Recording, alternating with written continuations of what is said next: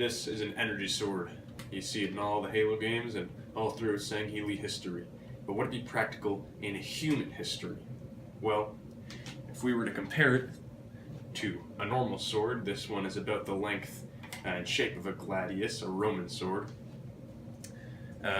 Would we see it as more effective, less effective, or effective in just different ways? Well, first we have to look at how it is most commonly used.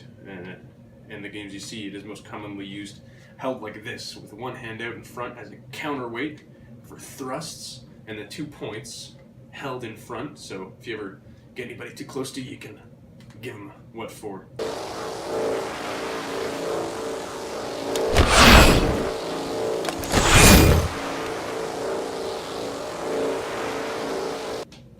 When analyzing the practicality of a weapon, we have to analyze three main things, three main uses of it, and that would be guarding, parrying, and attacking. Now, with your normal sword, parrying is quite simple. You have a lot of mobility around the axis of your wrist. Now I can hold it like this, I can hold it like this, and that means that I can give myself all sorts of cover. I can hold it like this is one very common guard that I can hold. It covers my body, it covers my arm, and I'm in far enough distance away. My arm is not fully extended, so I can extend it more easily for a thrust. Now, that same guard with the energy sword is extremely difficult to achieve because where this sword rotates about your wrist, and that's where it covers most area, you can basically cover this much most effectively with the exception of maybe down here. That's where it starts to get a little bit awkward. With this thing, where you're turning, where you're getting your most area from is this part of your wrist and like that. So it's all in the wrist bending like this rather than torquing, rather than twisting. And that makes things significantly harder. So a simple guard that covers a lot of my body, most of my body, and gives me good thrusting range is quite difficult to achieve and quite difficult to hold with this energy sword here. Another guard that would be effective against a descending attack from your right is this one, and its counterpart with this sword, well, given that this would be longer, and this could be easily longer too, is far more effective. This is a lot more effective for one clear reason, and that is that here my arm is exposed. So if I'm holding it like this, encouraging the strike to glance like that and perhaps deliver a counter strike like that, or draw it into a thrust, it would be a lot harder to hold it and avoid a feint. So if somebody were to pretend they're coming down from the right and then quickly switch to the left, my arm here would be thoroughly exposed to that strike. Now you can argue that I could hold it like that, so because my wrist when I hold it like this is very extended. Your wrists aren't meant to bend like this. They're meant to bend like that and around like that. So those are the disadvantages to guarding, but all the other guards, the downward guard like this, like that, or the other downward guard, well, the one on the left is very hard to achieve. So mostly you have your right well covered. This is a very good guard. I can hold my arm back where it's not threatened, and I have this blade covering my face and my upper body, and I can hold it down like this. Again, my arm is back, but when you get into guarding on your left side, both low and high, with the point forward and with the point back, you start to lose the edge, so to speak. So defensive guards aren't the only guards. There are guards with the sword that actually don't cover you at all. For example, this stance here, where everything is sort of ready to strike, or this stance, where you're holding your sword down and you can attract a strike. You can provoke somebody because you're open. Boom and boom. Now, so goes with this one, the most common one that you see, this stance, and you could also apply the other stances, like the one holding it down here, where you could easily come up and block and strike. In fact, some might argue that that would be easier with this one because here you have to bring it up and then change your hand, because nobody wants to stab like this. This isn't right. This is not a right stab. This is a right stab. You're holding it kind of like you diagonally. Like this is if my fingers were straight up. So you're stabbing like that rather than like that. You gotta bring it up to get a lot of area and a lot of speed. So I'm holding it in a hammer grip like this, and then you gotta change your hand. But with this thing, it's a lot quicker. You're holding it like this, boom up, and you finally use the bending of your wrist like this effectively to cover area with in a short time, like that, and then all of a sudden, wow, its thrusting capabilities are coming in handy, and I've thrust against my opponent. Similarly, this stance here, where everything is cocked back and ready to strike, it's a little bit different, because where I can hold my sword pointing behind me, giving it a lot more time to get fast and strike, so a lot more power at the end of the strike. This one needs to be held up here, because again, I don't want to bend my wrist like that and bring my arm back into a very strange position.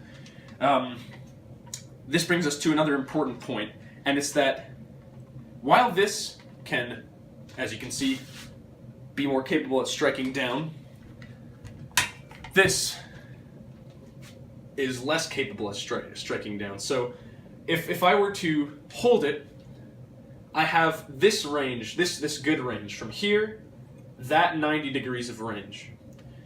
And if I were to hold it with this, I can bring it back a little bit, but you don't want to do that. That's just not good. So I can hold it, I guess, a little bit like that and bring it down there. And you have that about 90 degrees of range. So when you're considering the power that is striking, given the speed that it can close it, you have to consider that they're basically both 90 degrees that you can swing along your wrist like that. And the rest would be in your elbow and your shoulder to swing.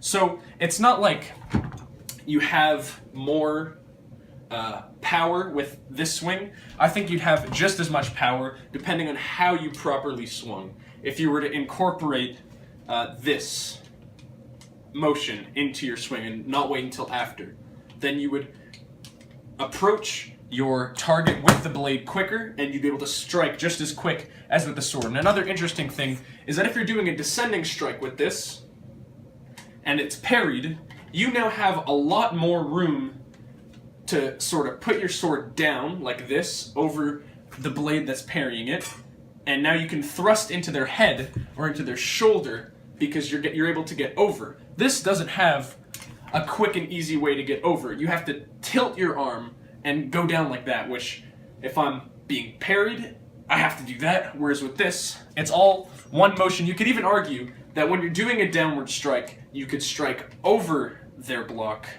possibly hitting them in the head or the top. Obviously that exposes you, but nothing is perfect, and this is just an attack. I'm not talking about counter blocks and whatnot. Yes, so we've just gone into the logistics of attacks. We've covered guarding.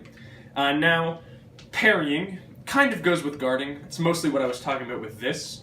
But what we talked about with the wrist bending like this also plays with parrying. Because if I have a blade coming down here, going like that, and I'm holding my sword like this, I have a lot less force pushing back, because now my arm is bent rather than being straight, so it's harder to hold it like this. I'm not holding it with the center behind me with all of the force being pushed like this. It's being held and it's being pushed like that. So that is one disadvantage to parrying in such a regard. And also, when you take that into account that your block is weaker, you also have this double-edged, double-sided sword significantly closer, because you're not allowed to put as much distance between the attack and your face. So with this one, I've got a full arm length. With this one, I have half an arm length. So not only does that mean that the enemy's blade is going to be closer to my face when we make contact, but it also means that my blade is going to be closer to my face when we make contact. And to add that, you have a weaker block, because the power isn't being put on all of your arm, it's being put on this part of your arm here to hold it forward. Again, bring up the wrist. Now this wasn't exactly designed for humans to use, as you all know it is an alien weapon, and you can see that in the handle here, in the grip. This is extremely awkward to hold, like this, but it does provide one advantage, and that there are two places. This, you can see I can hold like that around the bulb, and this part here, or I can hold it lower there, around the bulb.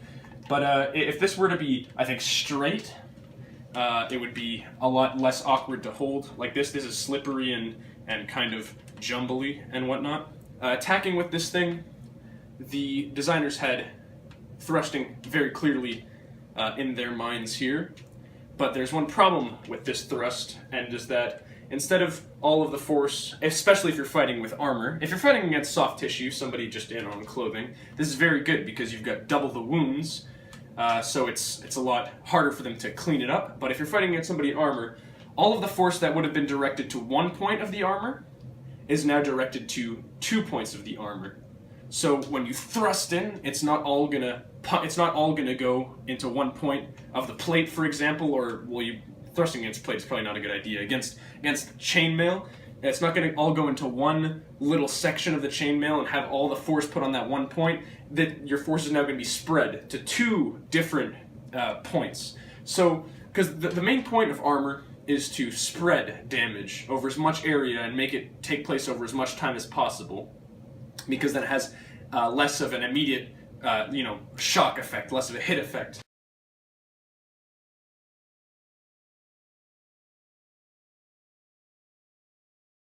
Yes.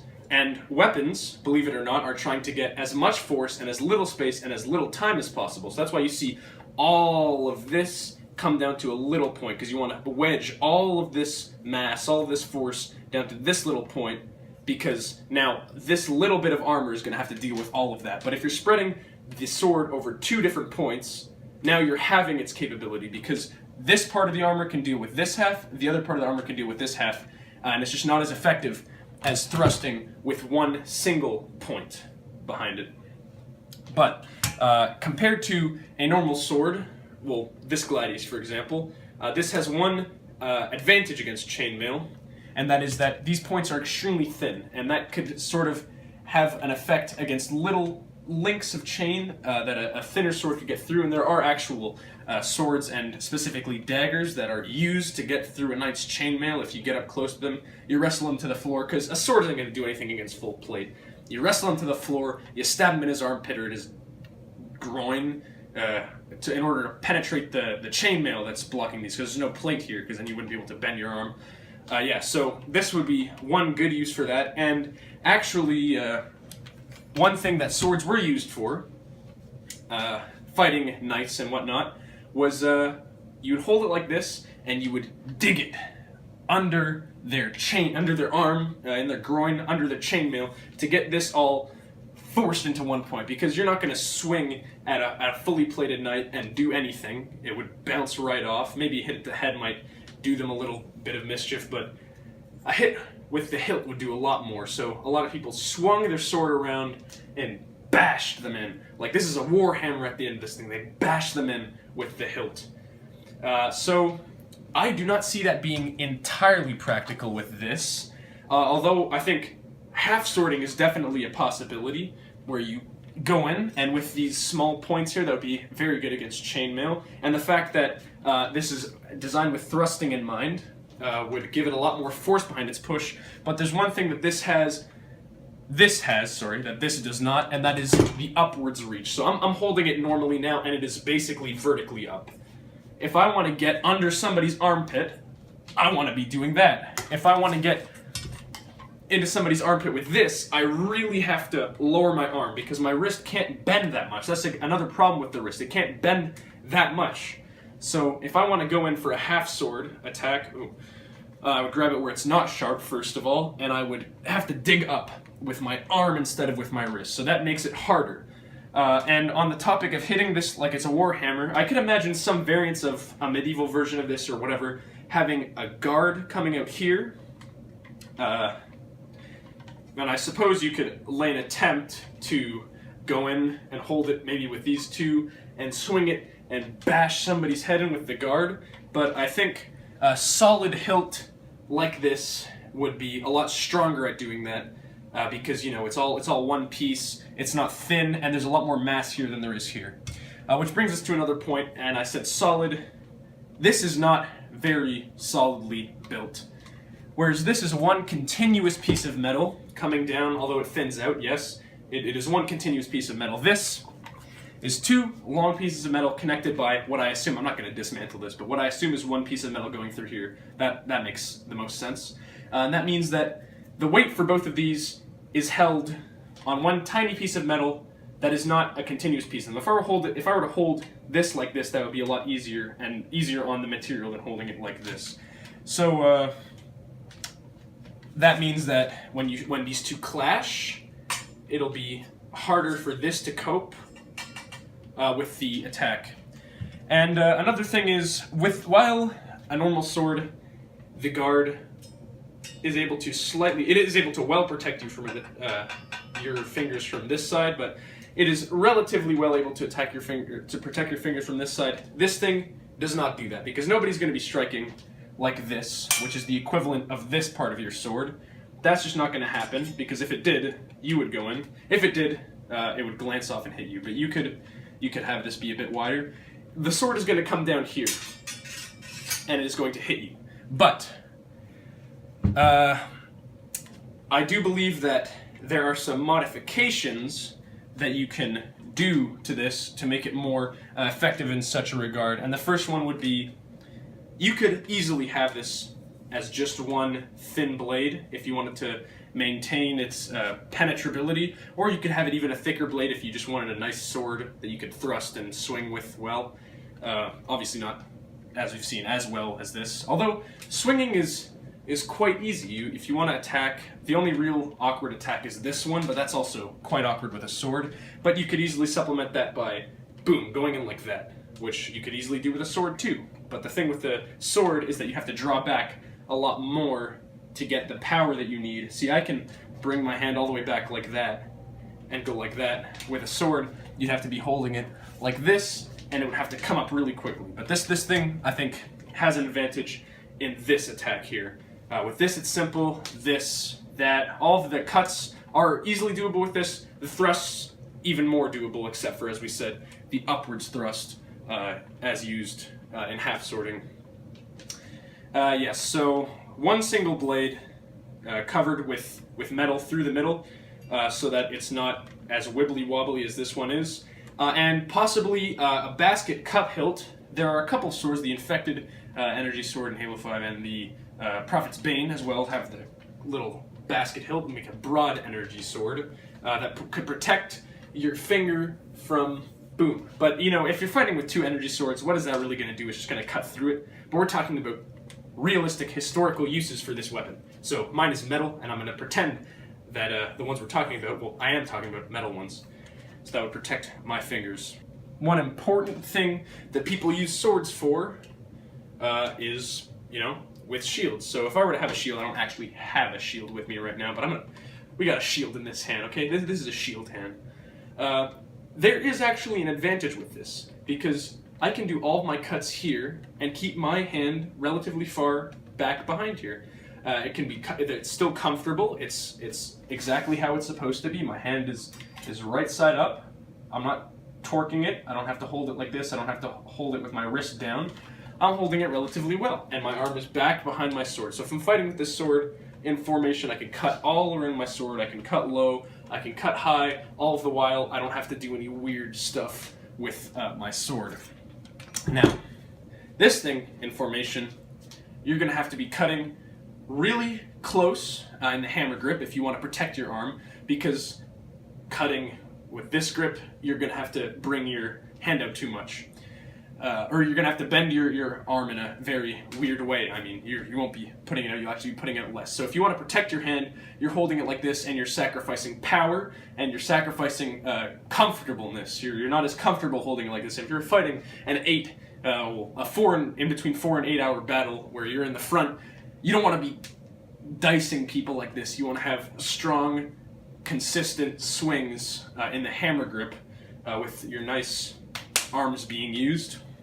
Whereas with this thing, as I said, you're in the hammer grip, your nice arm is being used, but your hand is still behind your shield. You're going like that, your hand is still behind your shield. And if you wanted to do any of the fancy buckler or whatever techniques, you can still do those. You can still attack while covering your arm. Everything that you can do with a sword is still doable with this. So I'm saying fighting in formation where you're doing a lot of slashing is good, and especially even with thrust. This thing is built to thrust. It's built to go, But there is one disadvantage to thrusting with this, where I can use the bend in my arm here to draw my sword back almost this much comfortably, so that if my sword is, or my shield is pushed back, I can deliver a strike. I can still deliver a good strike. This thing will not be able to be pulled back as much because this is extremely uncomfortable and it's still extending this much out. So if somebody was in front of me here, like this, then I'm not going to be able to get my sword far back enough comfortably or effectively to be able to put it in him. So maybe bringing it up high like this, but even then, that is extremely hard to do. It hurts and it's not good. But you know, you're in the heat of battle, you're gonna have to do that. But this is just far better, far quicker. This is fine. I can hold it like this all day. Far better, far quicker to bring it down, to bring it in, and whatnot. Yeah, so we discussed design mods for this thing. We've discussed parrying and guarding with it, and how we cover our body against attacks from all different directions, and how that varies against this. We've discussed how to attack with it, so we've seen that all of the cutting strikes, the thrusts, are just as good as with a sword, although the angling is not as simple, because I can actually fairly easily do this with a sword, while with this energy sword, I would have to go in with the front of my hand, because, again, as we said, this thing gets its turn and covers area around this axis and this axis, so the more area you want to cover, you're covering like this, whereas this thing, it's a nice big circle that you can cover over. This is more of a globe, and that makes it significantly harder to cover yourself. Yeah, and so, in conclusion, I feel the modification of one blade, a cup hilt, and possibly a straight grip, because this is very, very, very weird, and it was designed for aliens to use with 4 thumbs or something. They have 3 or 4 thumbs. Whatever, I'll search it up after. So, straight grip, cup hilt, one blade, and we saw with guarding and parrying that this thing's disadvantage is its defense. It is very hard to defend properly, safely with this thing. So, use with a sword, you got everything you need. So, sword and energy, or shield, use with a shield, sorry, gives you everything you need. Shield, energy sword, that is the way to go. You know what they need to do? They need to bring in jackal shields, and they need to make them dual wieldable with energy swords. Then this thing would be even more practical. And if you wanted to say that you could see a knight using this thing, well, knights didn't use shields later because they had the full plate armor, but if you could see a warrior using something like this, he would probably have a shield with him. Yeah, so shield and energy sword, jackal shield and energy sword. You got the thrust, the cuts. It's all good in the hood. Thank you.